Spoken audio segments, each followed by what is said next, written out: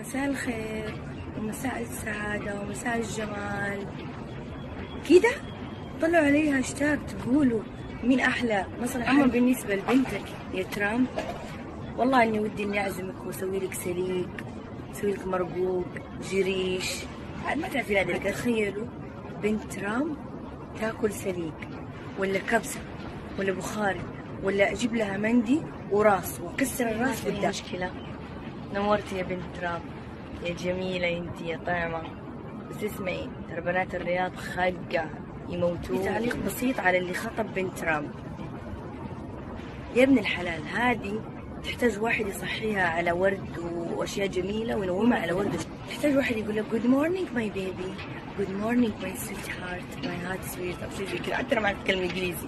انت شلون بتصحيها؟ شلون بتاخذها؟ تقول لها يا مارا، يا مارا قومي جهزي الفطور، تقوم